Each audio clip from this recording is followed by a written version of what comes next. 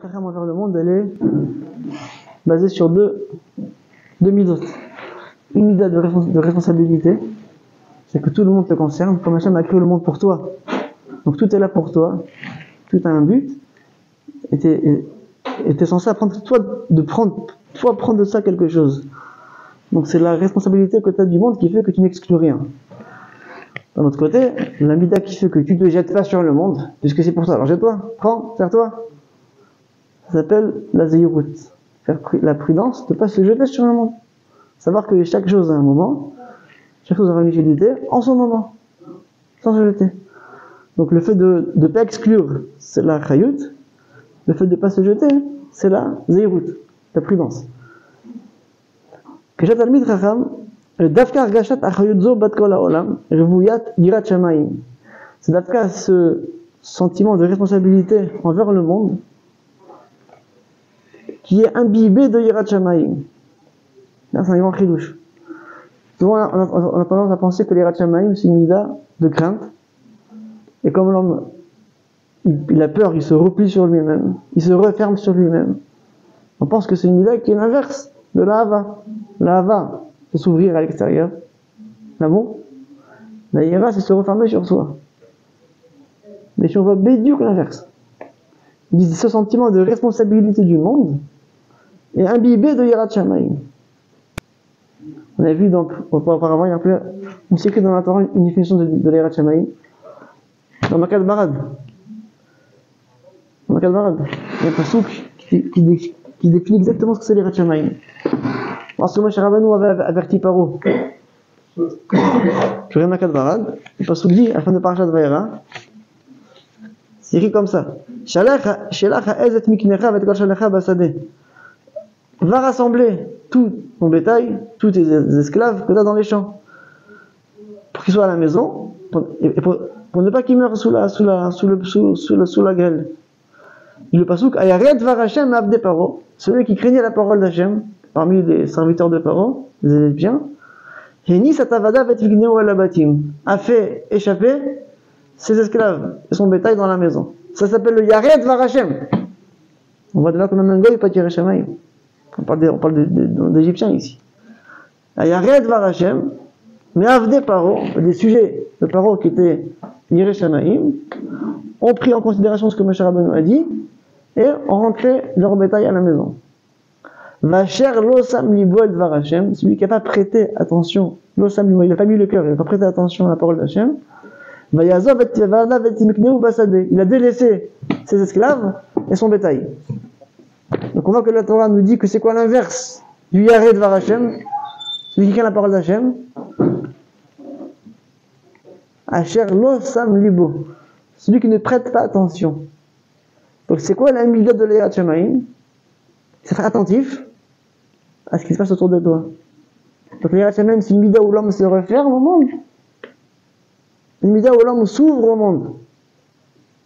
Il s'ouvre, il est attentif, tout doit lui parler.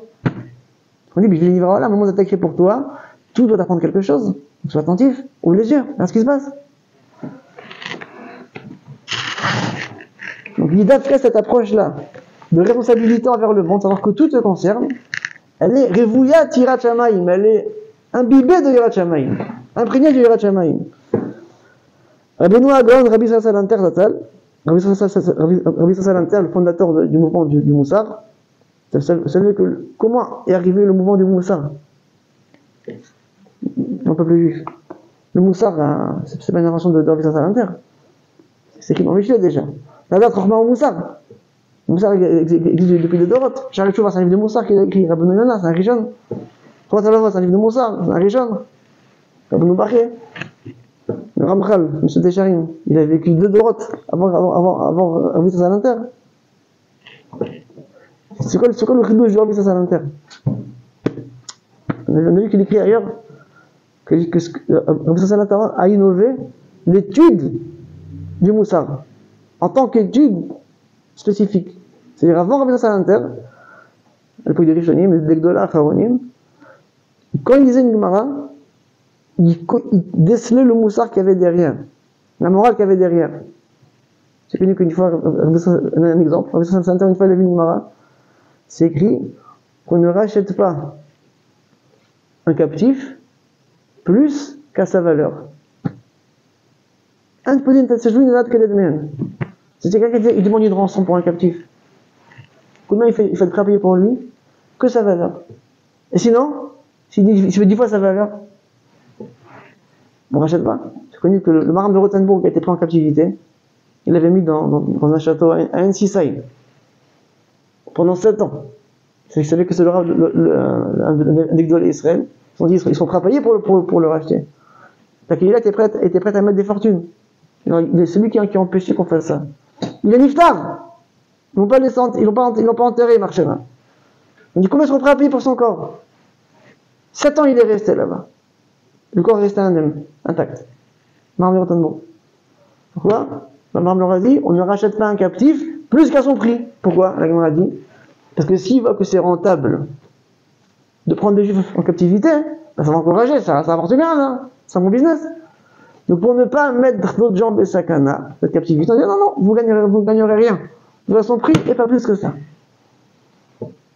Alors Jésus a commencé à étudier ces Gemara-là. Elle posait une tâche, on ne rachète le captif qu'à son prix.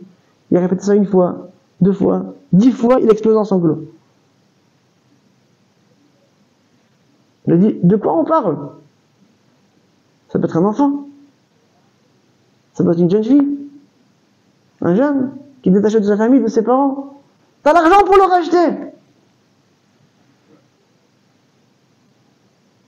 Pourquoi tu le laisses dans ce cauchemar? Tu peux le racheter. T'as les moyens. Non. Pourquoi? Parce que si je veux faire ça, c'est d'autres qui vont galérer après. Ça va encourager l'égoïsme à prendre d'autres en captivité. Là, de combien de il rajoute de prise en considération de l'autre, il y a dans une halakha comme ça. Même si le père du captif a de quoi payer, on ne le laisse pas payer. Pense aussi aux autres.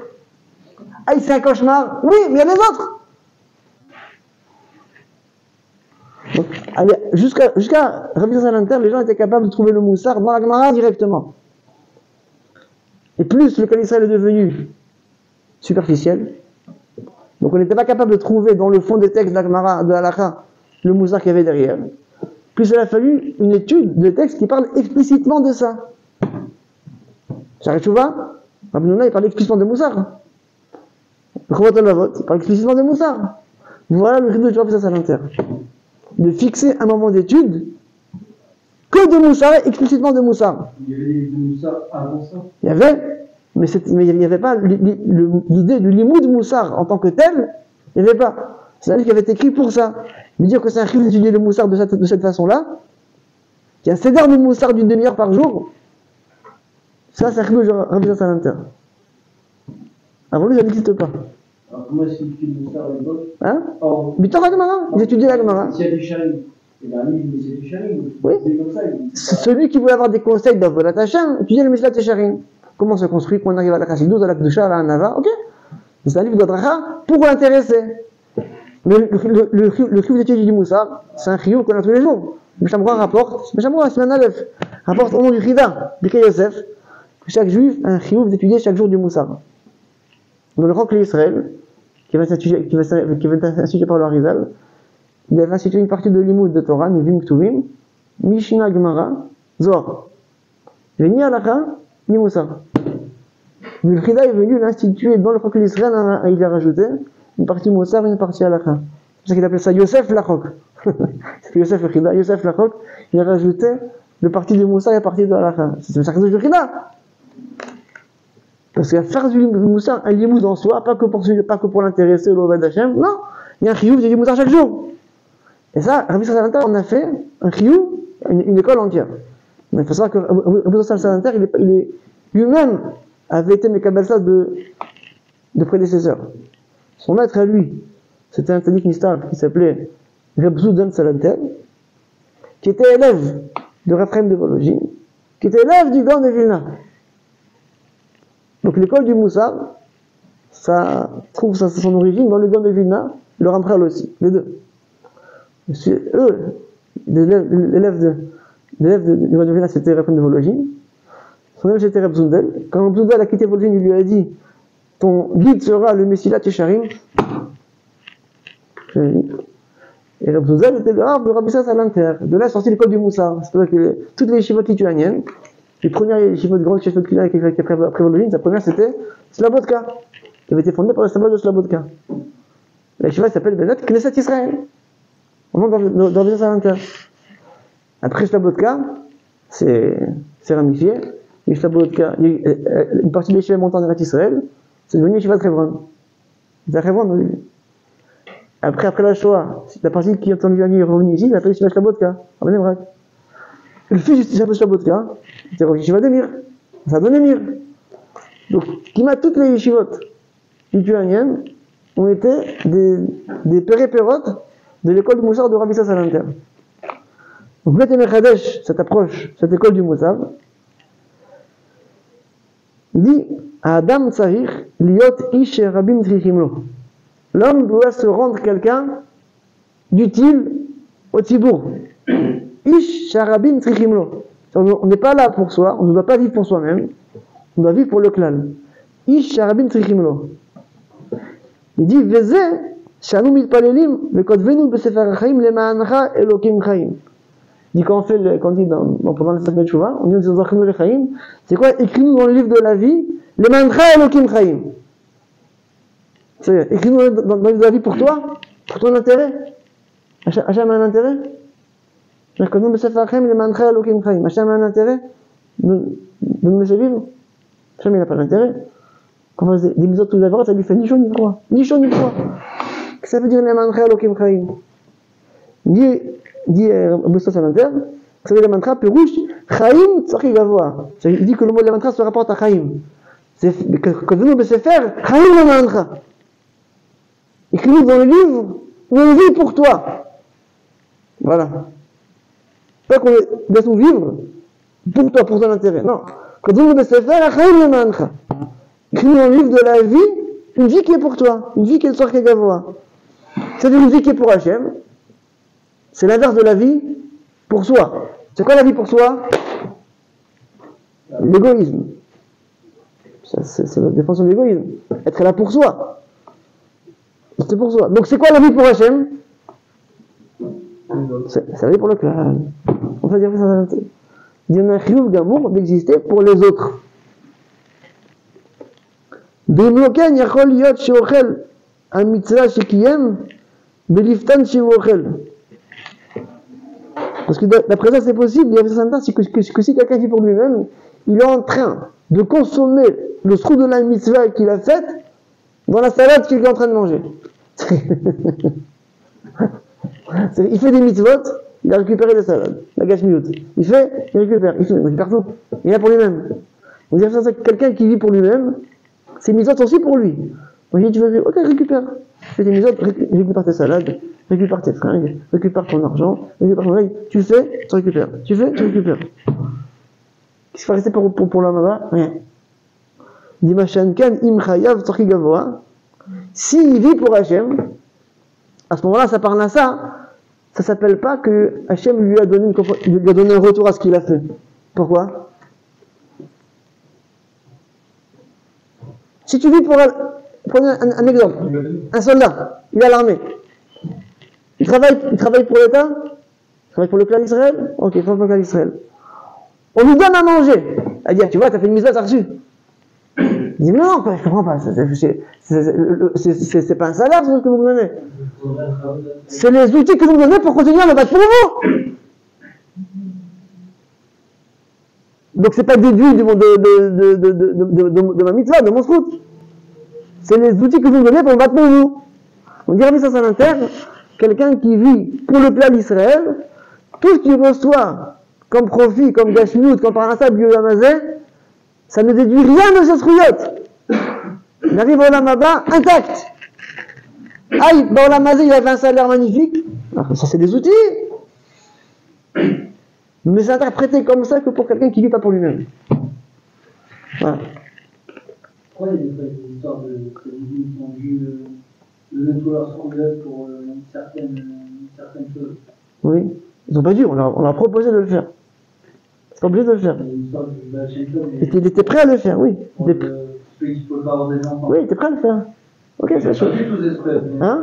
Il a perdu tous ses frères. Mais par le fait qu'il a fait un geste comme ça, il a récupéré. Voilà. Logiquement, il n'aurait pas dû les faire depuis le début, parce que ça faisait. Il a dit, je suis prêt à concéder. Il a dit, je suis prêt à concéder ça à quelqu'un. Qu'Hachem me le. Donc il dit, on apprend de ce. Donc tout ça, c'est une lettre de revenir à l'intérieur. Parce que c'est quand ce qu'on demande à Hachem, vive les mandra lokim chaim, qu'on vit, on vit pour Hachem, pas pour soi. On apprend deux choses de ces paroles de revenir à l'intérieur. Aïchad, premièrement, que toute la but de la création de l'homme était que l'homme soit un homme de klal, un homme de tzibour, pas un homme qui est là pour lui, un homme qui est là pour les autres. Malheur à l'homme qui reste dans sa petite vie privée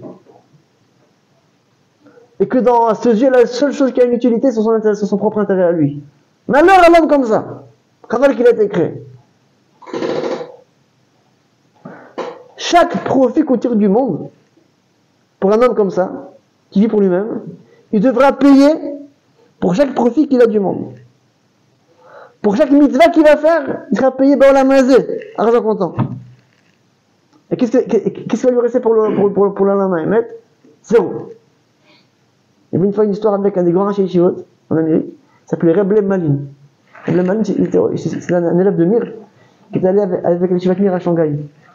Après la guerre, la grande partie de la Yeshiva est partie à New York. Il y avait une Yeshiva qui s'appelle Bet Talmud, à New York.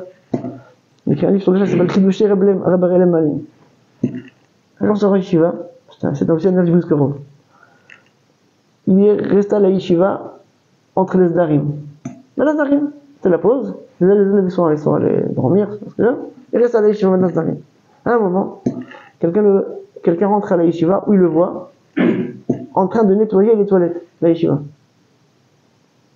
Mais apparemment, il y avait là-bas ça s'est bouché. Donc il a dû prendre à la main ce qu'il y avait dedans. Il le voit dans la main ce qu'il y avait dans la main. Je ne savais pas où se mettre, l'élève qui a vu ça.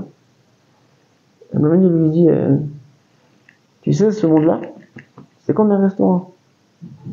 Tu peux aller là-bas. S'il vous plaît, une entrée. Non. Premier plat.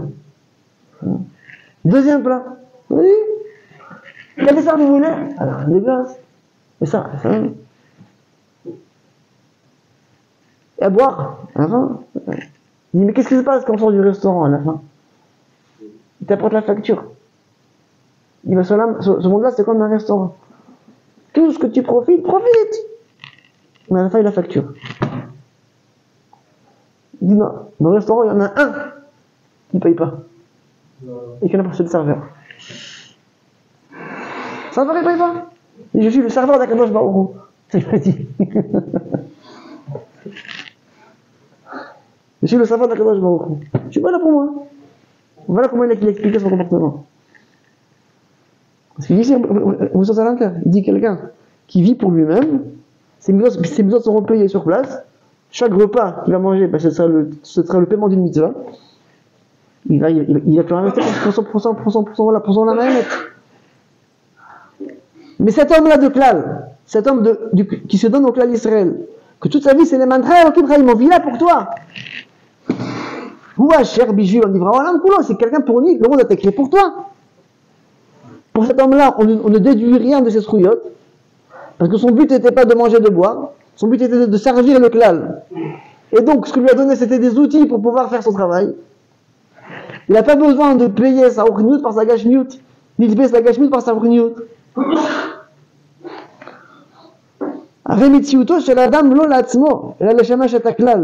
L'homme existe, pas pour lui, mais pour le klal. Pour être un exemple aux gens, par son comportement. Déjà en ça, il apporte au klal, par l'exemple qu'il donne, par ses midot, et par ses actions. Et ça s'appelle Bishvili Nivra Olam. Tout le monde te concerne. Et quand tout le monde te concerne, tu ne peux pas être là pour toi, tu peux pas te refermer sur toi-même. Donc la mida d'ouverture d'esprit, d'ouverture au monde, c'est la Yirat Shamayim. Et la mida qui fait que l'homme se referme sur lui, ça s'appelle l'égoïsme. Bédiou Kafour. Dans la Yirat Shamayim, il n'y a aucune fermeture sur soi, aucune, au contraire. C'est la plus grande ouverture. Ça veut dire quoi exister pour le clal? C'est savoir que tout ce qui se passe te concerne. C'est exactement ce que je vous ai dit. Il y a une guerre. Il y en a qui souffrent.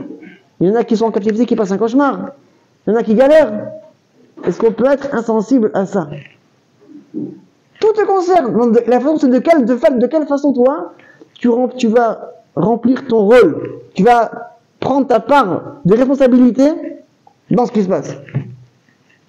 Soit tu es au Beth Amikdash, soit tu es sur le front. C'est ça, Julie Nivra Olam. Tout te concerne.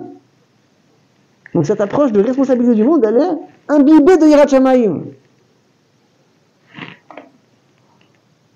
Ça, c'est le premier sort qu'on voit des paroles de Rav Salanter. Que le but de la création du monde, de l'homme, c'était ça.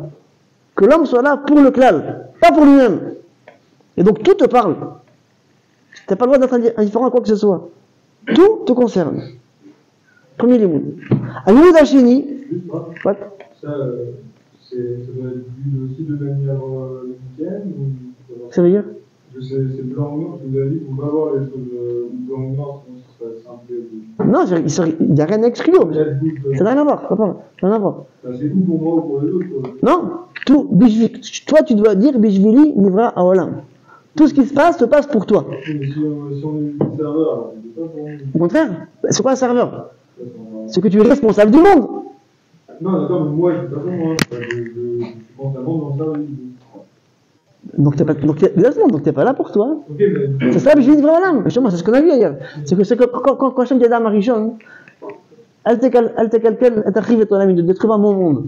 C'est-à-dire que c'est pas parce qu'Hachem te donne le monde qu'il est là à ton profit.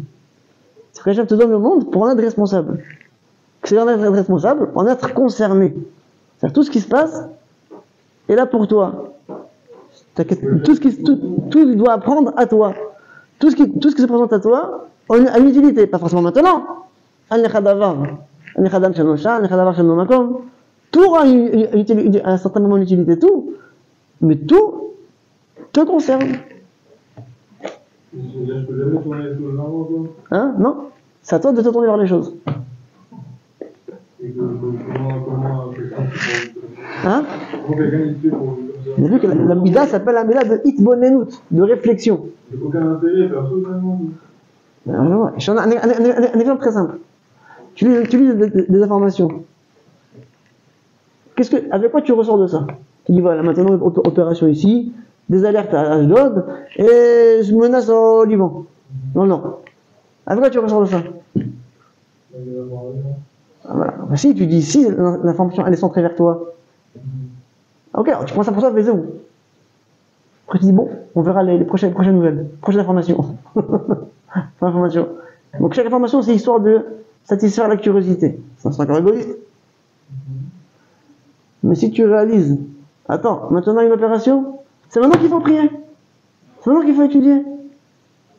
Tu sais quoi, il y a quelque chose qui se passe. T'as la famille là-bas. C'est maintenant qu'il faut prier pour eux. On fait des télévisions. Tu sais qu'il y a une menace au Liban. Pense aux gens du Nord. Voilà comment tu tournes vers le plan d'Israël, ce que tu as appris du monde. Quand une ambulance qui passe, qui sonne, qu'est-ce que tu fais? Tu vas voir ce qui se passe ou tu vas t'éliminer? Il y a quelqu'un d'autre, non, dans l'ambulance? Voilà. Tu es là, tu dis Réféa-nous. À quoi tu penses? Moi j'ai une kavana. Qu'on vide l'hôpital des Juifs. Il faut garder là-bas que le service de natalité pour les Juifs. Tout le reste pour les autres. Ça sera bien, hein? T'as vidé Sharet Tzedek, t'as vidé Anne Karem, t'as vidé, c'est magnifique. T'as vidé Maïna Yeshua, t'as gardé que le service de natalité. Non. Donc ça c'est le premier essod. Deuxième essod, Limoud Hacheni, on apprend dans le Inter, qui aime et les tviot mukchatot hena. Quand la tvia, l'attente qu'on a de l'homme d'être là pour le klal, c'est pas quelque chose qui est théorique. Et là, Omek, Vechomer, Radid, Mitgalebaem, on voit la profondeur, la gravité du din qui se dévoile dedans. Jusqu'où ça engage? Que sur un verre d'eau que tu bois, on te dit, est-ce que tu le bois pour toi ou tu le bois les manach Elohim Chaim? Tu bois pour toi, tu bois pour le klal. Le matin, tu te lèves. Enfin, on te réveille. Avant de te lever, déjà, il faut se réveiller. Tu sais qu'en bas, on n'a pas minyan. C'est concerné par le plan ou pas? Tu vois, je vais venir, ils ont minyan. Mais entre-temps, ils attendent un quart d'heure, une demi-heure. Alors quoi, tu vis pour toi? Ou pour eux? Eh ben, le cas typique du gars qui est égoïste, c'est le gars qui est en position horizontale sur le lit. Il est là pour lui, avec toute sa lourdeur. C'est une personne alitée. Mais si tu comprends que tu n'es pas seul, il y a un Tzibour qui attend. Le minyan, ça arrive sur le Tzibour. Quand Torah, ça arrive sur le Tzibour. Vis pour le clan. Là, tu deviens une personnalité.